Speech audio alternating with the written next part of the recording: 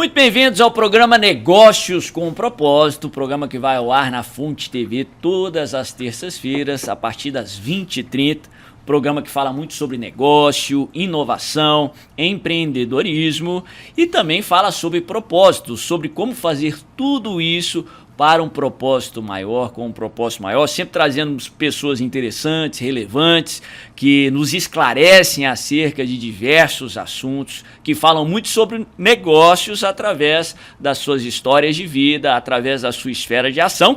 E hoje o programa está muito especial. O programa de hoje está com uma pessoa muito bacana, que vai falar muito sobre empreendedorismo, muito sobre marketing digital. Eu estou aqui com o grande Ed Medrado, ele que é fundador e CEO da empresa Mix Ads, uma empresa, posso até falar que disruptiva, que está unindo aí mídias tradicionais com marketing digital, com inteligência de dados, enfim, o papo vai ser muito esclarecedor. Ele que já passou pelo rádio, pela televisão, jornalismo, já passou pelo marketing político, vai falar sobre marketing digital, empreendedorismo numa realidade brasileira, o setor digital, enfim, estou com muita expectativa para esse bate-papo. É uma alegria enorme receber Ed Medrado, né? A gente já tem conversado já há algum tempo sobre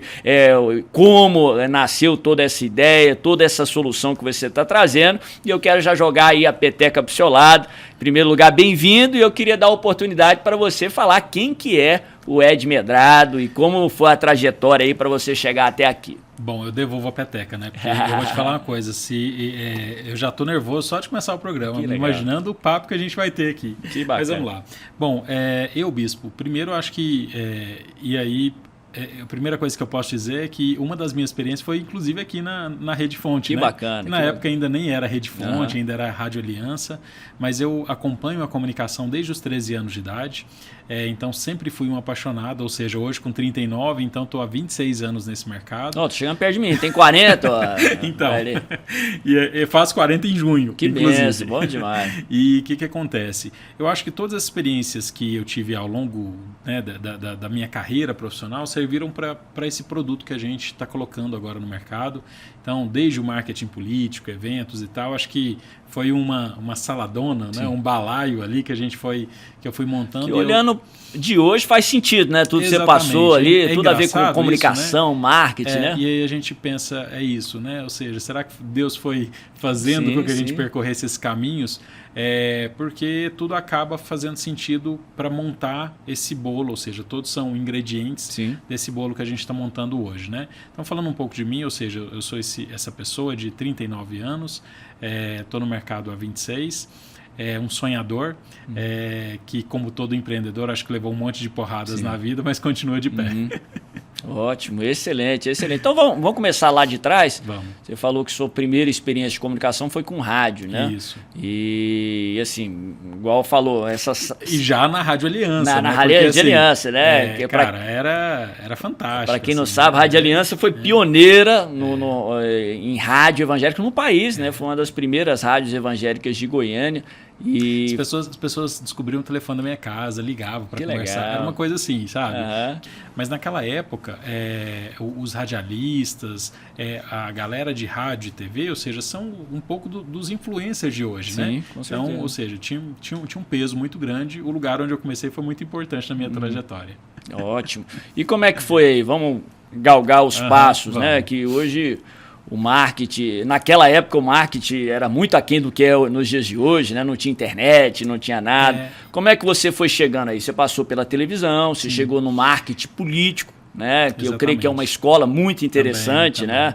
Principalmente se tratando do mundo de hoje, que a internet é cada vez mais presente. Como é que foi os seus degraus aí que você foi alcançando até empreender como uma solução tão interessante? Bom, então eu sempre fui um apaixonado por comunicação. Sim. Então, com 13 anos de idade, eu defini que eu queria ser jornalista e eu comecei a bater na porta dos veículos e falar, olha, me dá uma oportunidade, né? Que legal. Eu lembro de um grande jornalista, inclusive, à época falou, tá bom, vai lá, estuda, faz uma faculdade e volta aqui que eu te dou emprego. Uhum. Falei, não é isso, eu não quero esperar esse tempo todo.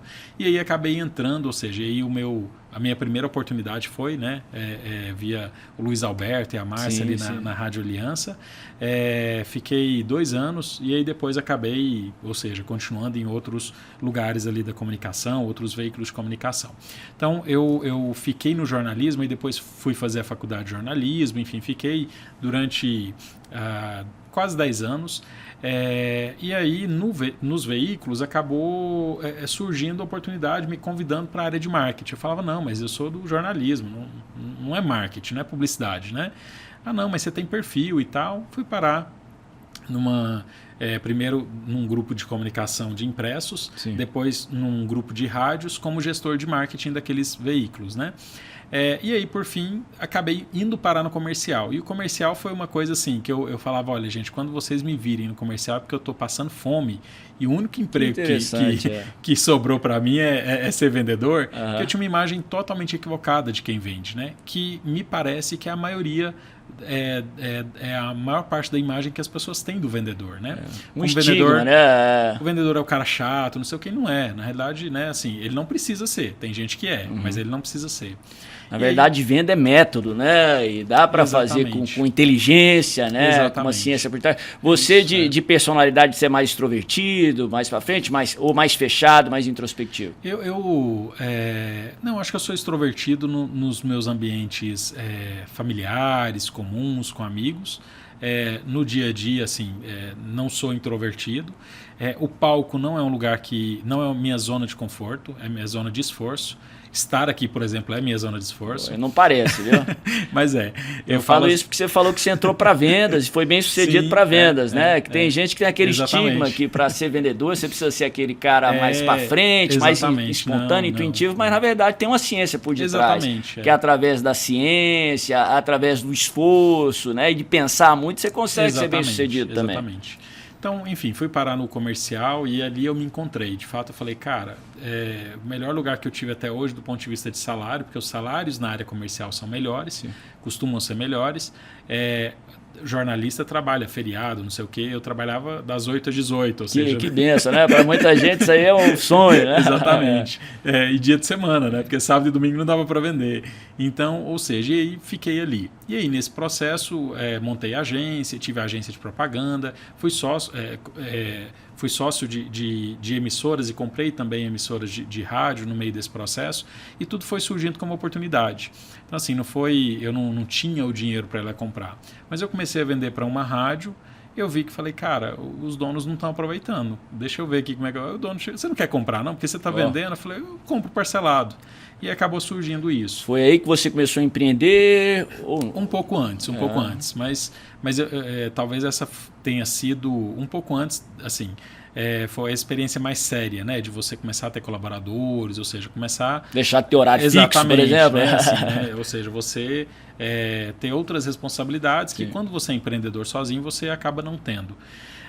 Bom, e aí a gente começa, e a Umix, ela nasce de algumas frustrações pessoais minhas, né? Porque uma das coisas foi, eu falei, não quero depender mais de ninguém, eu quero ter um negócio que tenha fontes de receita e tal.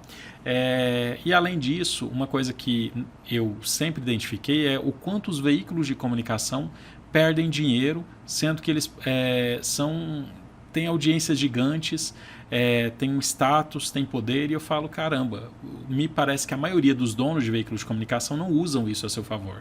Você teve muito contato com a mídia tradicional, né? Televisão, rádio. Eu brinco o seguinte, pode citar nomes aqui? Assim, pode, fica à vontade. E como metáfora, tá? Se a Jovem Pan, que é uma grande rede que está no país todo, quisesse montar um iFood até hoje, mesmo hoje, que já tem iFood, 99, cara, ela já começaria com presença, com marca no país inteiro. Estou dando um exemplo bobo. Então a gente olhava para isso e falava, caramba, existe muita oportunidade para os veículos de comunicação. E aí a gente monta então, ou seja, a Umix Superrede, que era essa rede de veículos de comunicação. Em determinado momento... Ainda não chegou na Umix Ads, não. Isso aí é lá atrás ainda. Exatamente. Bom, eu não sei, eu estou falando das coisas pessoais aqui. Não, fica à vontade. Eu creio que isso aí já ensina muita gente, né? Tem muito empreendedor que talvez está lá atrás ainda, batendo ali na porta do rádio, de alguma mídia, para conseguir o seu emprego ou para conseguir empreender, né? Isso eu creio que é uma escola que abençoa muita gente. Em 2022, Bispo, surge a oportunidade de comprar uma emissora de rádio numa cidade grande do estado de Goiás. 22 já. E eu já estava com uma emissora numa cidade muito pequena, e eu falei, caramba, isso aqui é uma oportunidade. E pedi dinheiro emprestado para uma pessoa, falou, preciso entrar no negócio, você entra, me emprestando e tal. Essa pessoa acabou não conseguindo cumprir comigo o acordo. E eu já tinha comprado, dado a parcela de entrada, enfim. Busquei outros sócios, o sócio também fez um acordo, acabou não conseguindo cumprir, por fim eu fali. Ou seja, fechei a Umix, tive que repensar todo o modelo de negócio. Eu digo que foi 1 ano e meio, assim, há 2 anos, foram os piores dias da minha vida. Os piores dias da minha vida. A parte boa disso tudo, que os piores dias da minha vida me levaram para um lugar que eu não imaginava, que é onde nasce a Umix Ads. E aí, assim, nesse processo eu pedi para um amigo que tinha uma startup, falou, me dá um emprego que eu preciso de alguma coisa. E aí, numa das reuniões, ele falou... Eu queria retomar o Mix, mas não sabia como, né? E aí, ele falou uma coisa numa reunião para todo mundo, que eu não me lembro, eu já disse para ele isso, mas eu falei, não lembro o que você falou. E aí, na hora que ele falou aquilo, eu falei, tá aqui o start para a gente retomar o Mix. E aí, a gente vem, então, ou seja, recomeçando ao Mix. Em 2022 mesmo? Então, foi 2022. Na realidade, a falência, ou seja, porque uma empresa ela não para do nada, sim, né? Ela tem um processo, é um caminhão que é difícil parar, né? Então, a gente foi até 2023, maio de 2023 eu falei, ok, agora a gente encerra as atividades. Isso foi no início de 2024, quando eu tive esse insight, falei, aqui está como a gente vai retomar ao Mix, ou seja, retomar ou fazer um novo negócio. É um novo negócio hoje, né? E essa escola aí foi bom para você saber também todas as necessidades e dores da mídia tradicional, né? Da mídia tradicional e dos veículos locais, regionais. Nós chegamos a ter, no modelo anterior, quase mais de 20 veículos em rede, ou seja, dentro do nosso ecossistema. Tudo Goiás? Não, a gente chegou a ter em São Paulo, Minas... Tudo rádio. Rádio, tinha TV, poucas, mas tinha algumas TVs, e site de notícias também. Então a gente também atuava um pouco ali no digital. E funcionava com alguma marca, com alguma retransmissora, ou era tudo rádios regionais? A gente usava próprias. Um formato a gente chamava de rede branca, ou seja, rede white label, né? Então cada um tem a sua cara, cada um tem a sua identidade, e a gente se conectava na distribuição de conteúdo e na distribuição de verba. Sim. Ou seja, então a gente sentava com o cliente. Então, nesse período de quando a Umix Então eram diferentes donos. A Umix tinha um dono só, ou seja, né, que naquele momento era só eu, mas as rádios, cada um tinha o seu proprietário. Sim. Nós faturamos entre 2018 e 2022 3,5 milhões. Então, ou seja, a gente conseguiu produzir ali bastante faturamento para os veículos de comunicação. Sim. Mas ainda assim, eu tinha essa... Como que uma associação, seria algo nesse nível? Exatamente, um pouco disso também, né? Mas eu ainda queria ir além. Eu falava, olha, a Umix nasceu, e isso era uma coisa que eu tinha muito forte, para promover na comunicação o que a Uber, resguardada as suas proporções, promoveu no mercado de mobilidade, o que o iFood promoveu no mercado de delivery. Então tinha aquela visão de disrupção, né? Além, né? De ser algo inovador no meio de um... E nessa época a gente ainda não estava conseguindo. A gente estava funcionando, né? Tinha uma equipe grande, mas a gente não estava conseguindo. Então, com isso que eu passei, nessa retomada, foi onde a gente falou como que a gente coloca tecnologia dentro do processo, né? E aí foi onde nasce o que é o Mix hoje. E hoje, eu acho que todos os nossos números provam que a gente está no caminho certo. Para você ter noção, nós faturamos em 2025 ou seja, caiu na conta, digamos assim, quase R$120 mil, né? Para os 9 primeiros meses, né? De março até dezembro. Né? A gente hoje tem uma Shark dentro do negócio, né? Uma das Sharks do Shark Tank é a nossa sócia, o grupo G8 também, que é um grupo que são 8 empresas reunidas, muito, muito fortes no Sul e Sudeste, e juntas elas faturam mais de 10 bilhões por ano. Antes de chegar lá onde chegou a sua Não sei se eu estou passando Não, demais, ótimo, está excelente. Isso, né? E a solução que vocês trazem aí com a Unmix, como é que veio sua formação na tecnologia? Quando é que você traz uma bagagem quase bacana, zero, viu? Mesmo? Ontem, inclusive, eu estava com um dos nossos sócios e ele falando, Ed... No universo digital, enfim. O que acontece? Eu fui entendendo mais a dor e buscando a solução para aquilo, sabe? Assim, não foi ou seja, eu não sou desenvolvedor, não sou uma pessoa de inteligência de mercado, eu fui entendendo as dores. Então eu falei, como que eu faço para que seja mais efetiva a mídia que roda no rádio? A gente precisa fazer de forma direcionada. Como que eu faço de forma direcionada? Com dados. Então, beleza, entendemos que a gente tem que ir lá e fazer pesquisa, ou seja, fazer um mapeamento para ter acesso aos dados. Aí, então eu já sei agora onde o meu público está, como que eu faço para poder gerar conversão nele? Porque se ele ouvir uma vez só o anúncio, não vai ter conversão. Ou seja, ele precisa ouvir quantas vezes um anúncio no rádio ou assistir na televisão para que gere a conversão. Aí a gente foi atrás desse número. Então, hoje nós temos um número mágico que a gente sabe que é o número que vai fazer com que a pessoa veja e gere uma conversão naquele anúncio. Esse número é customizado ou é um número geral? Ele é customizado. Ele depende de cada... porque eu não posso comparar uma loja que vende carros com uma loja que vende canecas. Então, ou seja, a facilidade... por conta do ticket, talvez por onde a loja está, pelo posicionamento dela enquanto a de carros, que é um ticket muito maior, é outro. Você conseguia chegar a um número, porque tem gente que fala de 30 leads você consegue uma conversão, tem gente que fala um pouco mais. A gente consegue fazer isso hoje no rádio e na televisão. Sim. E com mídias, inclusive, que rodaram aqui no grupo. Né? Na Rádio Fonte, por exemplo, a gente disse para o cliente, olha, entregou o relatório, depois falou, a expectativa é que vocês tenham feito essa conversão. O cliente olhar para a gente e falar foi exatamente essa. Teve um caso aqui que foi exatamente o número que a gente trouxe. Legal. Eu falo, é muito mágico isso, porque em meio a milhares de ouvintes que a rádio tem, a gente conseguir dizer quantas vendas o cara vai fazer, eu acho que é uma coisa que dá um orgulho, né? Mas vamos lá, Ed, me fala aí, qual que é a solução que você traz, né, que o seu negócio traz para as mídias tradicionais, para o seu cliente, para a gente entender, que eu acho um negócio interessantíssimo e eu creio que é inovador, né? Eu que conheço o universo da mídia tradicional e da mídia do digital, né? Qual que é a solução que você propôs? Como é que você chegou aí nessa sacada? E como é que você se diferencia aí no meio do mercado? Tá, vamos falar primeiro para os anunciantes, tá? Para quem compra a mídia. Sim. Hoje ele compra e existe uma sensação de que a mídia no rádio e na televisão, nos veículos tradicionais, se ele compra a mídia no tradicional, você está falando. Exatamente. Existe uma sensação de que a mídia é cara e não dá resultado. Então, o que a gente consegue fazer? A gente consegue, geralmente, no mínimo, dobrar a performance daquela campanha.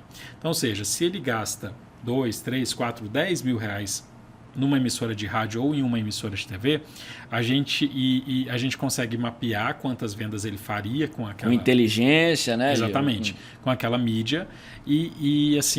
Teve um cliente que a gente entregou 6 vezes mais resultado do que ele tinha gastando a mesma verba.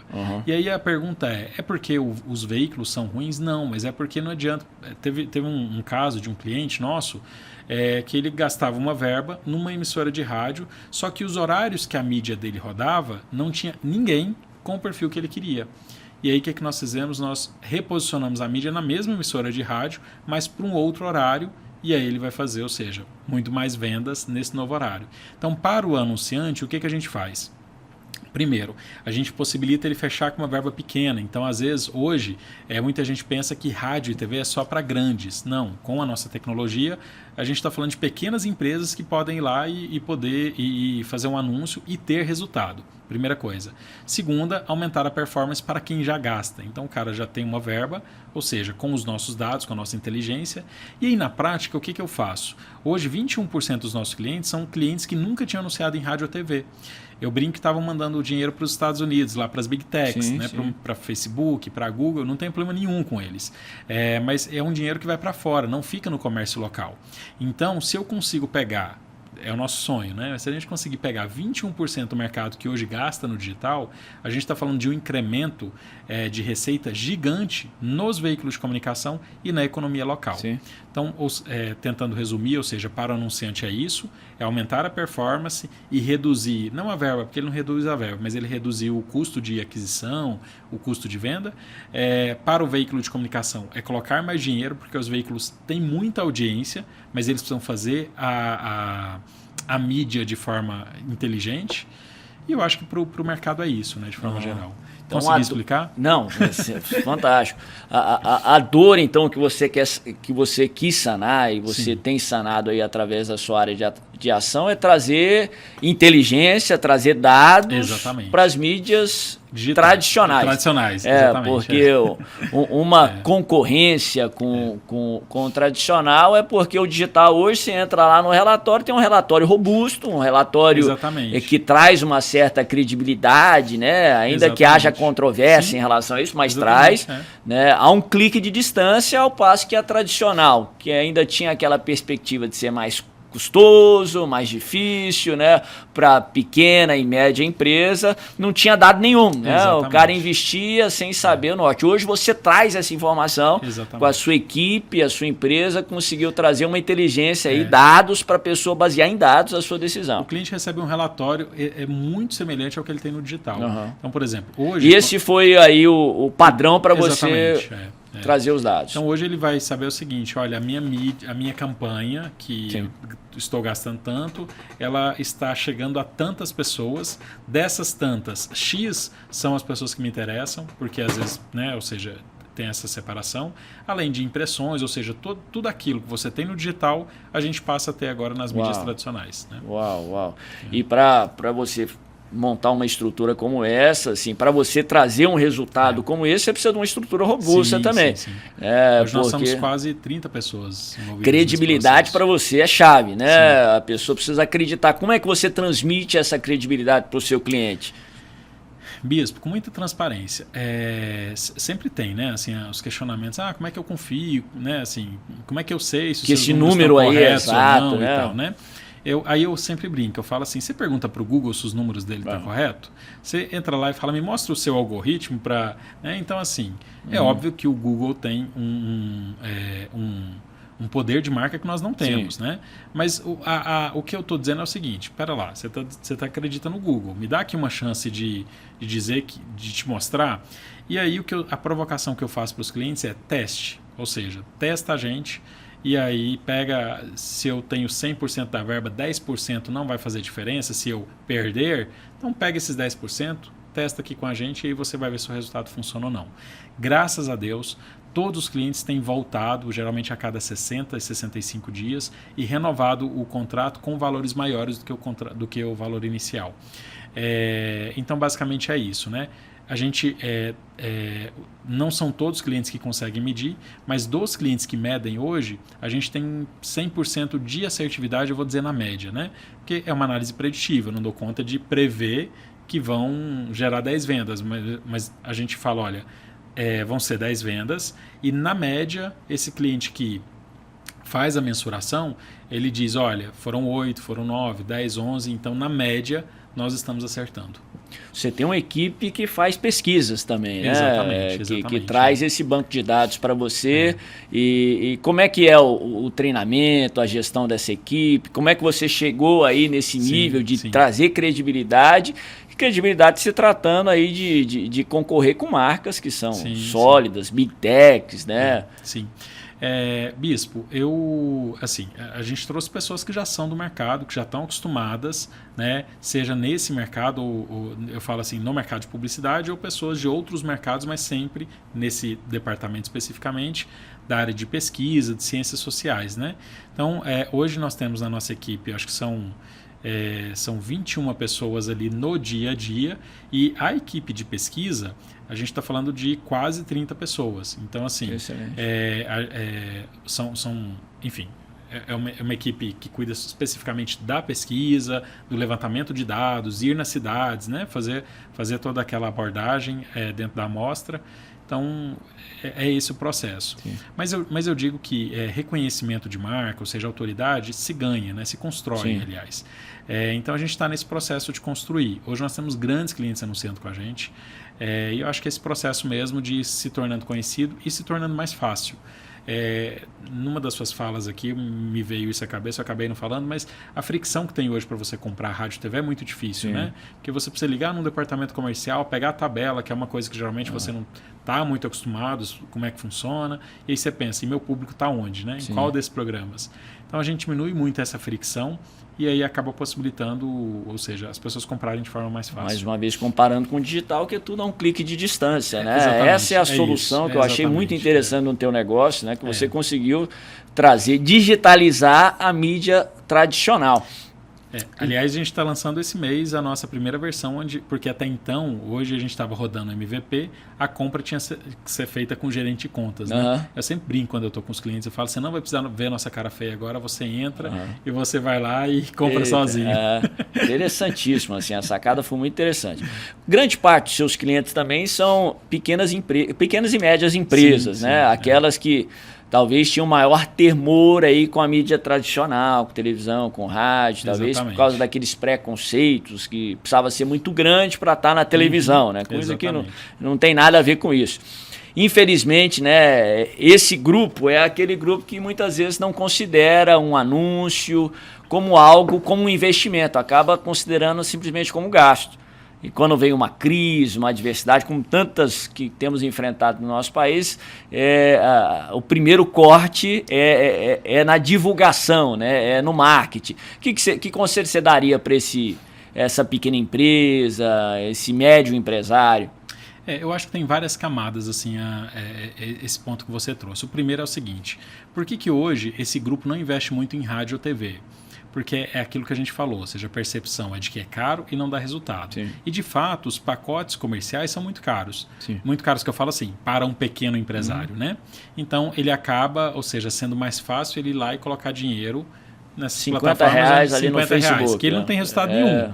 Mas ele tem aquele dado falando, nossa... Que é bonito lá, 10 mil pessoas viram minha marca. 50% de mulher, de homem, tal, a idade. Exatamente. Isso é um fato. Com a experiência do cliente, né?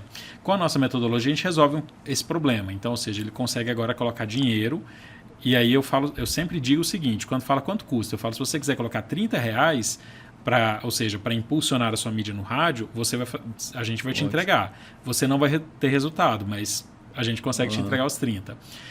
A outra questão, que eu acho que é importante também, é a questão a gente falou de preço, acesso. Tem uma coisa que eu acho que é um problema contemporâneo nosso hoje, que é a questão, eu brinco que a gente vive uma sociedade 2x, né? Sim. Porque hoje a gente quer assistir vídeo no 2x, a gente quer ouvir áudio no 2x, e o empresário... Ainda reclama, né? Que tá lento, né? Tá lento, Coloquei no 2x e não tô... E o empresário hoje, isso é um erro, a gente está falando agora no almoço com os meus sócios sobre isso, né? Isso é um erro por quê? Hoje, o que o empresário faz? Ele quer fazer o seguinte, eu estou pegando R$1.000, colocando na Google, na Meta, e estou tendo tantas conversões. Ele não quer investir na sua marca. Só que quando eu tenho uma marca forte, o meu custo de lead, o meu custo de venda, ele diminui. Sim. Ou seja, porque fica mais fácil eu gerar uma conversão. Só que esse custo de marca não tem entrado no custo das empresas. Sim. Então, nas grandes entram, porque eles sabem o poder que tem. Pequena e média empresa. Exatamente. E é um erro, porque você precisa fazer a sua marca ser conhecida. Né? Então, isso eu acho que tem uma questão cultural, como eu disse, contemporânea que a gente vive, e que eu acho que isso... Não sei se vai mudar, se não vai, se melhora, se piora, mas é um problema que nós vivemos hoje. A mídia tradicional, para você, tem mais peso a nível de posicionamento de marca do que o digital? Sem dúvida. Você vê até a taxa de atenção, né? Quando... Você sabia que de 100% dos anúncios que rodam no digital, só 30% são vistos? 70% não são vistos? Uau. Por quê? Você está no feed ali, você está rolando a sua timeline, não necessariamente você passou por ele. E lá no relatório vai dizer que houve a visualização. Mas na prática você não viu aquele anúncio. Enquanto no rádio a taxa de atenção é de 65%. Uau. E com a nossa metodologia a taxa de atenção chega a 80%. Uau. Por quê? Porque nós impactamos a mesma pessoa várias vezes para que ela veja aquele anúncio. Uhum. Né? Na sua opinião aí, para o pequeno e para o médio empresário, o que é mais importante se tratando de resultado? O canal certo ou a mensagem certa? Os dois. O conjunto dos dois. Né? Os dois. Esses dias a gente teve um cliente que... Porque você trabalha muito com a inteligência para informar o canal certo. Exatamente, né? Mas a gente também trabalha na mensagem. Esses dias mesmo teve um cliente que ele comprou o objetivo qual era? Venda. E aí na mensagem dele... ele não fazia uma venda, ele só falava da marca dele. E aí, o que nós fazemos num caso como esse é dizer, olha, a sua conversão vai ser muito baixa, porque você está comprando uma expertise para uma campanha que você quer vender. Mas para você vender, você precisa... Eu estou ofertando para você isso que custava R$100 a 50, 80, sei lá, com tantos % de desconto. Ou seja, eu preciso gerar uma oferta para o cliente. E aí, esse é um erro também, né? Porque na maioria das vezes o objetivo é venda, só que a mensagem não é uma mensagem de venda, portanto, não haverá, né? O que acontece? A gente vê isso muito no digital, né? Porque que muita gente às vezes investe altos valores em anúncios, divulgação, tráfego pago e não tem resultado, apesar dos valores que investe, né? Que muita gente que pensa que, poxa, se eu tivesse alto valor para investir, eu investia, né? Mas tem gente com alto valor que investe, gasta uma nota e não tem conversão, não tem resultado, não tem nem lead. Tem duas... Você vai falando, vão surgindo coisas na cabeça, né? Mas esses dias eu estava vendo um vídeo até do Flávio Augusto, não sei se você conhece, né? Extraordinário. Ele tem aquele programa O Conselho e o tema do programa era tráfego pago. Uhum. Ou seja, ele estava falando exatamente sobre a mídia no digital. E, cara, eles falaram uma coisa fantástica, assim. Eu falei, cara, como que eu nunca tinha pensado nisso? Que eles chamam de last click, né? O último clique. Uma coisa que a gente precisa pensar quando a gente fala de mídia, não só a tradicional, mas todas as mídias, existe uma jornada do cliente. Então, ou seja, o Ed é o meu ICP. Aí o Ed está andando na rua, ele vai ver um outdoor, aí ele vai ligar o carro e vai ligar o rádio no carro e vai ouvir o seu anúncio. Ou seja, e aí o que acontece muito? A Google e a Meta, porque, né, você tem ali a tecnologia do digital, não só eles, mas todo mundo, né, todo o ambiente digital, você tem o último clique. Então tem a percepção de que a mídia digital ela te dá mais resultado. Não é que ela te dá mais resultado, é porque você consegue rastrear, mas houve um processo inconsciente, ou seja, de uma marca se comunicando ou não com aquela pessoa para que ela chegasse naquele último clique. Isso é um ponto importante. Mas é difícil para o pequeno e o médio mensurar isso aí, né? O grande até tem ferramenta para isso. É aí que você entra. O pequeno e médio agora tem um mix. Excelente. Ele agora tem um mix, Aí tinha uma outra coisa. Enfim, daqui a pouco eu devo lembrar e trago ela aqui. Mas teria um ponto aí ótimo, um alvo, que seja porcentagem para o pequeno e o médio investir em anúncio, em divulgação, não? Você fala em valor? Bispo... Quando é demais, quando não é? Então, na realidade, não tem, né? Quer dizer, esse número vai acontecer quando eu não tenho capacidade de atender todos aqueles clientes que virão. Então, por exemplo, digamos que em Goiânia tenha 10 mil pessoas com perfil para comprar na minha empresa, mas eu só tenho 1.000 produtos. Então, assim, se eu fizer uma mídia para que as 10 mil compre, ou seja, está errado porque... Vai torrar dinheiro. Exatamente, né? Então, ou seja, eu diria que esse é o limite. E quando você fala... Você perguntou mínimo ou não? De mínimo de investimento? Vamos lá, máximo e mínimo. E assim, educativo. Hoje, falando da um mix, né, do que a gente vende, a gente entende que pelo menos 2.000 seria um investimento no rádio, a gente já teve clientes investindo menos. Esse não é o nosso ticket médio. Quando a gente fala do anunciante direto, que não tem agência, em média os contratos são de R$ 2.500. E quando é um cliente que vem por agência, o ticket médio é em torno de 40, 50 mil reais, né, para as praças onde ele vai atuar. você foca muito em mídia regional, né? Assim, é possível o cara ser competitivo, né? Eu tenho opinião também, mas eu queria saber para educar o nosso telespectador. Sim. É possível o cara competir no mercado, com os grandes, investindo aí no canal de televisão regional, nos rádios locais, investindo na mídia regional? Então, na realidade, hoje as pessoas buscam conteúdo extremamente regional, né? Sim. Para mim, se você for fazer uma análise, quais são os grandes players? Então vamos para o digital, de streaming hoje no Brasil. Netflix, YouTube e Globoplay. Sim. Né? Aí você tem os outros são grandes, mas são pequenos quando eu comparo com esses 3 que eu falei. E, cara, qual é o principal conteúdo? Aí vamos lá. Qual é o principal conteúdo que as pessoas buscam no YouTube e na Globoplay? É conteúdo extremamente regional, entende o que eu estou dizendo? Uhum. Porque assim, no Netflix você tem ali as produções hollywoodianas, ou Sim. seja, né, um outro tipo de conteúdo. Mas no YouTube, você viaja muito, ou seja, está muito fora, talvez você assista o tipo de conteúdo. Mas as pessoas geralmente vão para o YouTube para assistir coisas regionais, seja da sua cidade, do seu estado, mas conteúdos que interessam. Isso é a lógica dos veículos de comunicação, assim, né? É sempre trazer conteúdo. Você tem uma crescente onda dos veículos jornalísticos agora, Sim. né? Você tem a Jovem Pan que entrou essa semana, a CNN, a Globo News, ou seja, o SBT que também fez o lançamento.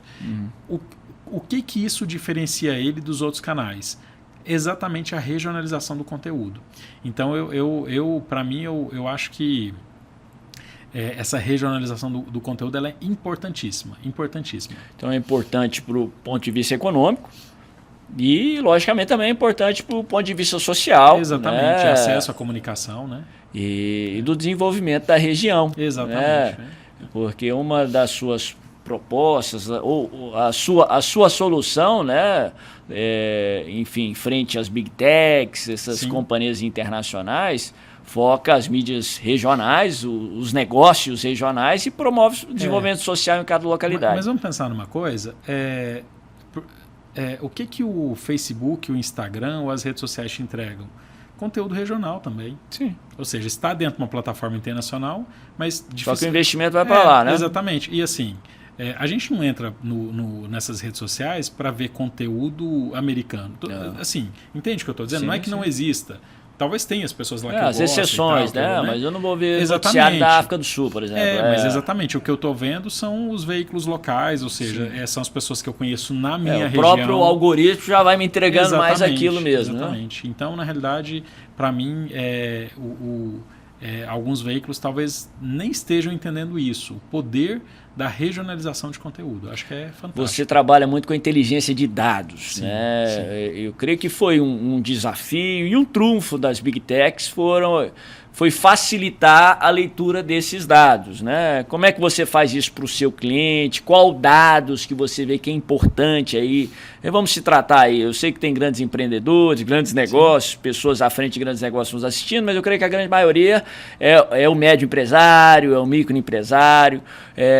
Vamos falar um pouco da leitura desses dados. Que dados que você acha que é importante antes dele fazer um anúncio, antes dele fazer um investimento, né, para que ele possa escolher da melhor forma? Eu acho que a grande questão que a gente vive hoje é de você ter plataformas, ferramentas que façam a leitura adequada do dado e entreguem de forma mastigada para o cliente. Né? Então, quando a gente olha a inteligência artificial, ela está aí há quantos anos, mas só a hora que alguém foi lá, ou seja, mastigou, entregou, né, prontinho, as pessoas começaram a usar.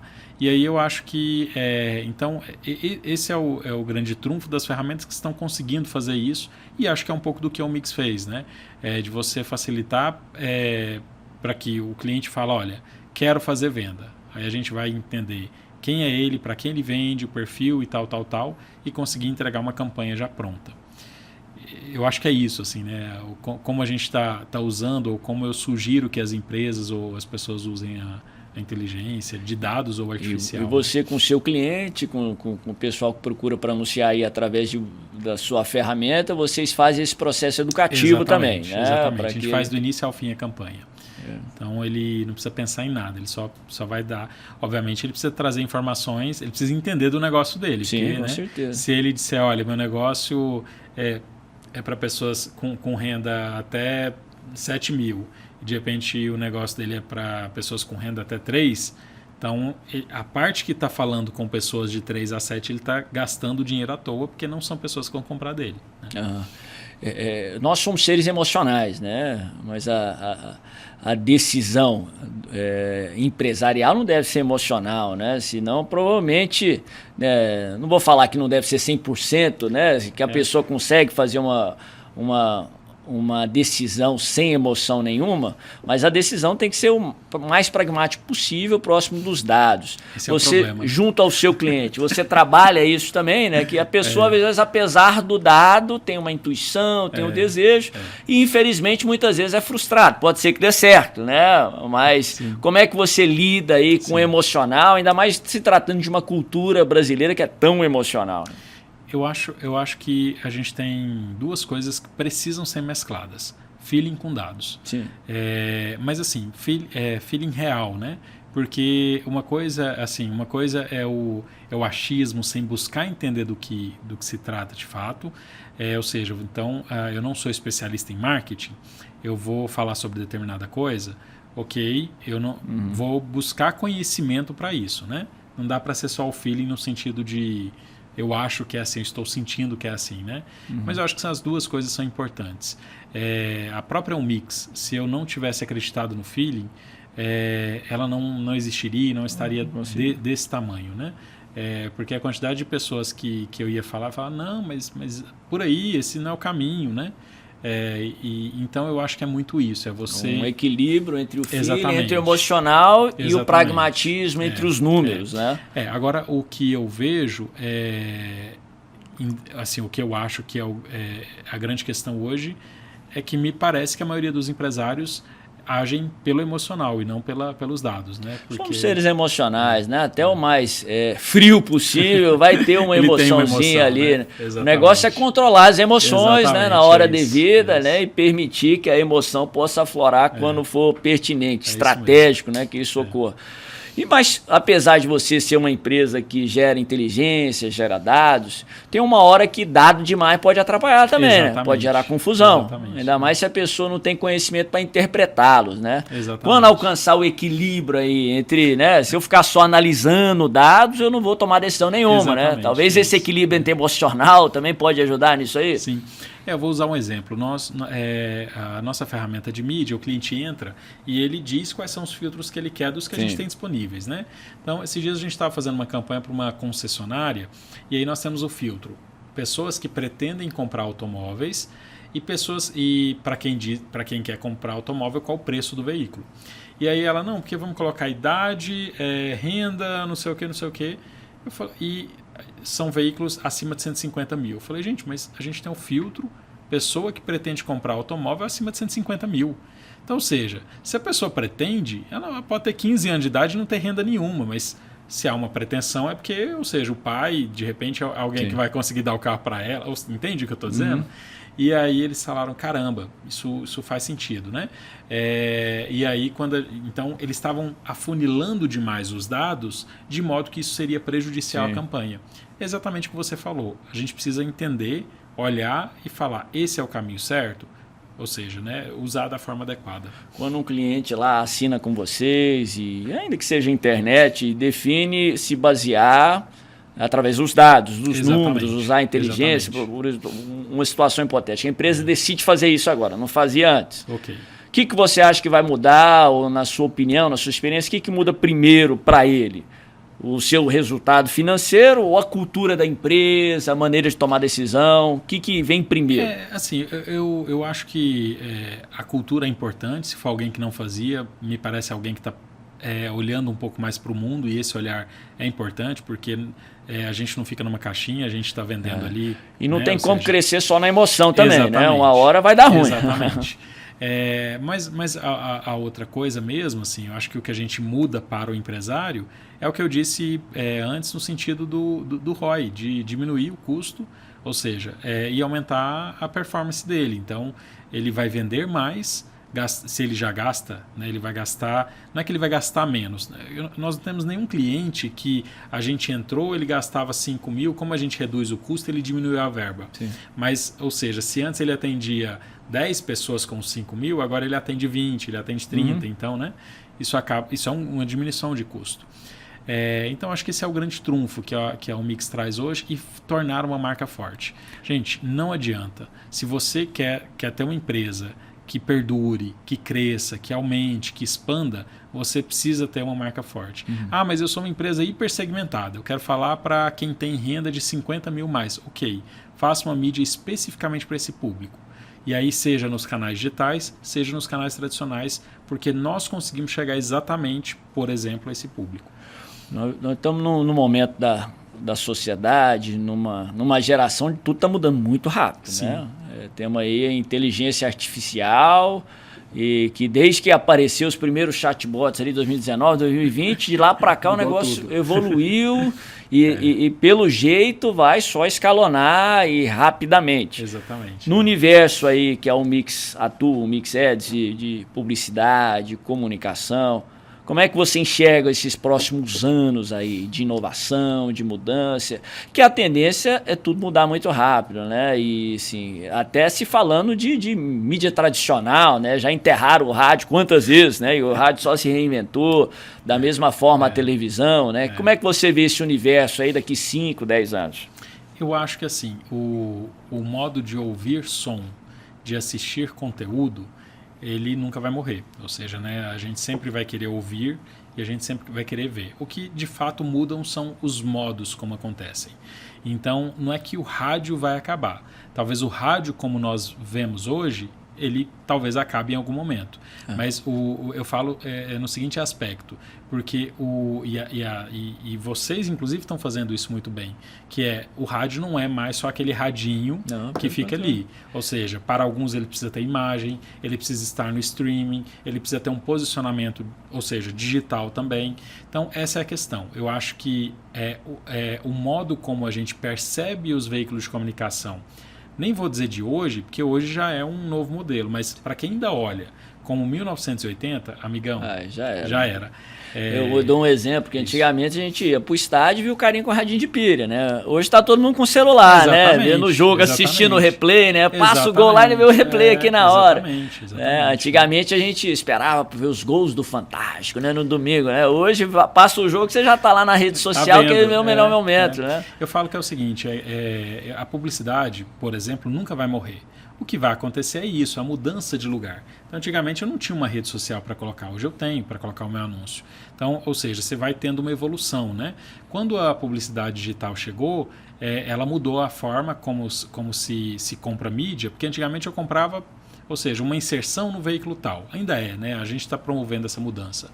E aí quando a publicidade digital chega, ela fala, não, a partir de agora você compra o CPM, né? Que é o custo por 1.000 pessoas com o perfil que você quer. Então você deixa de desperdiçar ali e vai falar exatamente. Aí depois, isso ainda nos anos 90, né? Quando chega ali 2003, aí o Google fala, então agora você vai comprar clique, né? Ou seja, você vai aparecer, mas você só vai pagar se a pessoa clicar. E a mídia tradicional ela acabou não evoluindo para isso. Mas a publicidade, ou seja, ela ganha novas formas, mas ela não morre, ela se adequa. Sim. Então é isso, a gente vai se adequar. E aí eu acho que o rádio e a TV estão se reinventando para isso. Então não acaba, ou seja, o que muda é a forma, o jeito, mas tudo continua. E para o seu negócio, como é que você vê o papel da inteligência artificial? Né? É fundamental, né? Você está competindo, querendo ou não, com Big Techs que usam algoritmos, inteligência artificial já há muitos anos, sim, né? Sim. Como é que você vê esse desenvolvimento, né? Por exemplo, questão de anúncios, questão de atendimento ao cliente, né? Assim, para a gente é indispensável isso, né? A gente hoje tem minimamente, ainda não é do jeito que vai ser, mas a gente já tem o uso ali de inteligência artificial, mas isso vai ser, IA vai ser o motor e o coração da Umix, com as automações, com o processo de compra, olha, aquilo que eu disse, ao mesmo tempo a inteligência já vai ouvir o anúncio que além de produzir, mas ela vai entender o anúncio que o cliente está querendo fazer e ela vai pegar e falar, olha, você quer fazer isso mesmo? Porque a sua conversão vai ser baixa. E o cliente vai poder escolher, falar, não, quero quero esse anúncio mesmo com conversão baixa.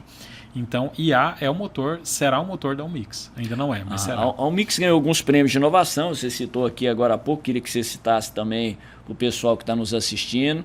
E você conseguiu prospectar e trazer investidores e parceiros. Conta um pouco dessa experiência, que é a experiência do empreendedor, né? Sim. Você tem alguma ideia, hoje quase que uma startup, vamos se dizer assim, né? Mesmo. Uma startup mesmo, uma tecnologia que trouxe uma solução inovadora.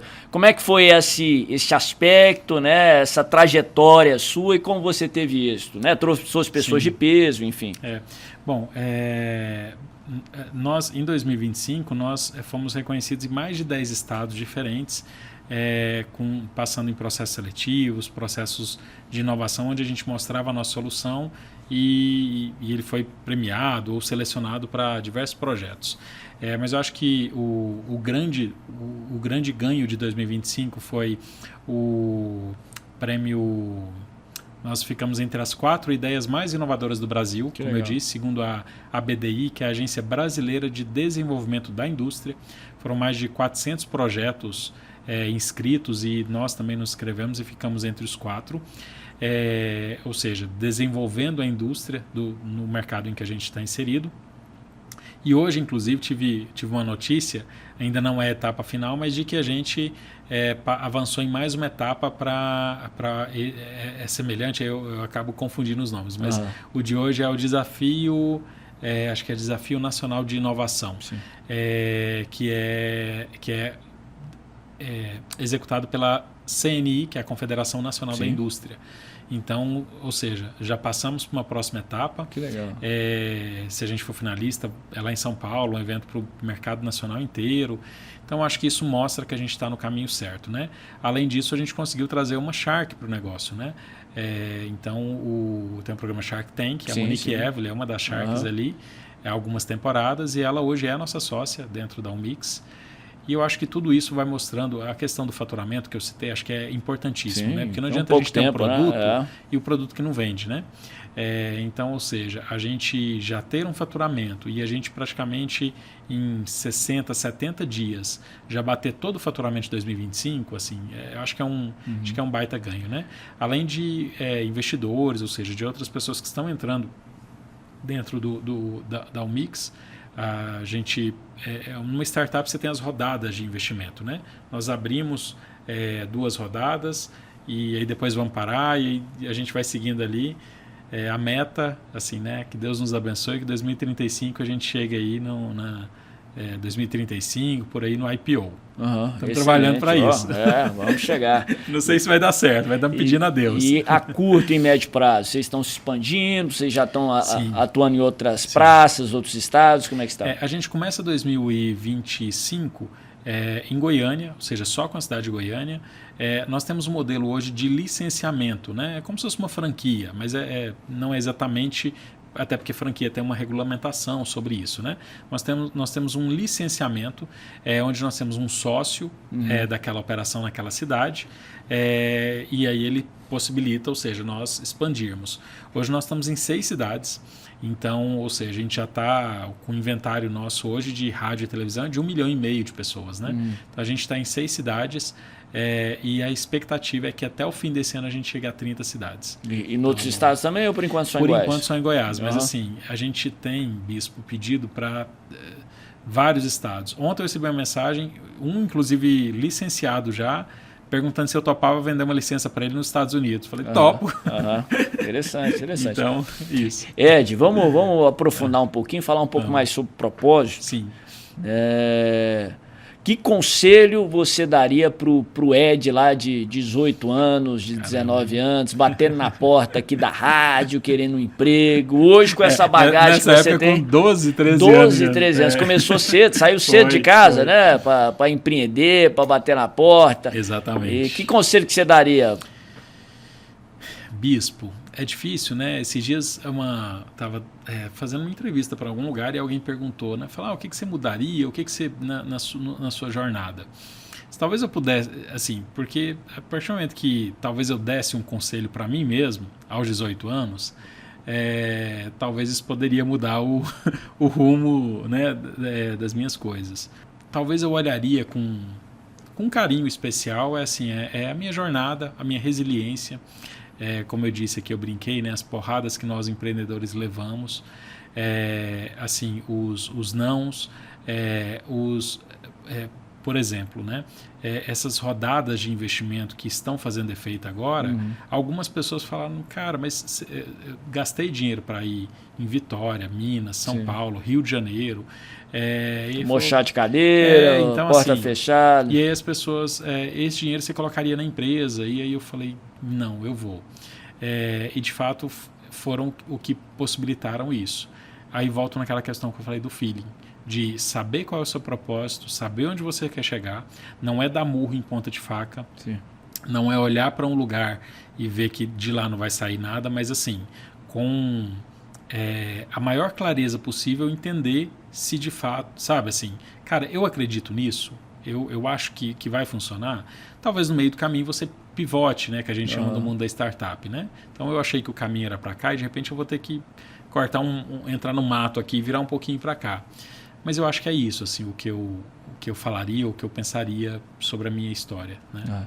E a nível de experiência com Deus, cara? Teve experiência com Deus nessa trajetória? Eu falo que eu sou meio questionador, né? Porque eu falo, caramba, será que Deus queria isso? Ou eu que sou meio rebelde e vou falando, eu quero, né? Eu não sei se é o desejo dele ou o meu, mas no fim da história, eu acho que nada disso teria acontecido se eu não tivesse Deus me dando a força, a possibilidade, a capacidade de vencer cada um desses degraus que eu venho passando. Esse dia eu estava vendo aquela palestra fatídica do Steve Jobs lá em Stanford, né? Pouco antes da morte dele, acho que infelizmente. 20 minutos, muito fantástica. Legal, né? E ele falando nas palavras dele, no nível de conhecimento espiritual que ele tinha, que ele não conseguia traçar os pontinhos no futuro, só do passado, né? E quando ele faz refletindo, ele fazia falando que tudo fazia sentido, né? De alguma forma reconhecendo que tinha alguém trabalhando pelos bastidores, né? A gente fala que Deus faz com que todas as coisas cooperem, né? Para o bem daqueles que amam a Deus e para que o propósito dele se cumpra.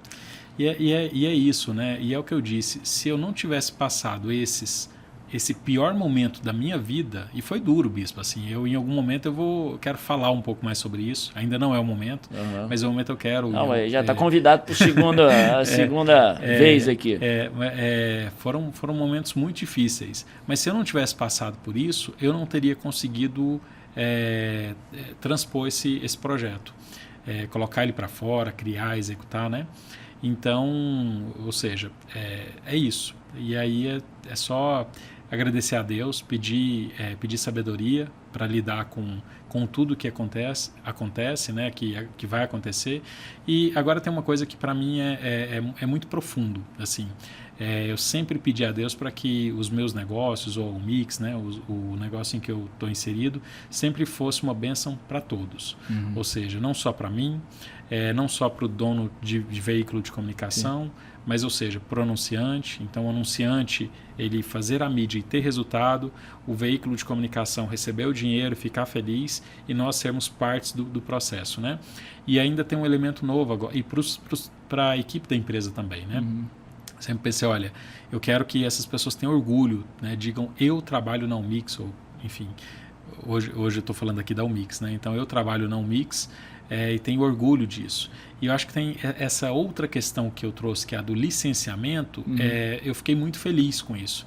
Porque eu estou, eu não, né? Mas a Umix está possibilitando, nós temos, falando só de Brasil, 5.000 vou arredondar para 5.500 municípios. Então, estou falando de 5.500 pessoas que vão poder ter uma renda fantástica, fomentar a economia local. Então, ou seja, a gente está falando, sabe, de ajudar essas rádios que de repente estão em cidades muito pequenas, estão passando dificuldade à beira da falência, enquanto você tem o digital pegando um monte de grana lá e levando para outro lugar. Sim. Então, acho que isso também passa pela bênção de Deus sabe, no processo. Sensacional. E uma ideia inovadora no modelo de negócio da Umix. Mais uma, né? Ed Medrado, prazer tê-lo conosco, uma honra, uma alegria. Falamos muito de inovação, falamos de marketing, de publicidade, de comunicação, de futuro e de propósito. Uma alegria tê-lo conosco, um prazer enorme receber você aqui na nossa casa. Negócios com Propósito vai ao ar na Fonte TV, todas as terças-feiras, às 20h30. Que Deus te abençoe.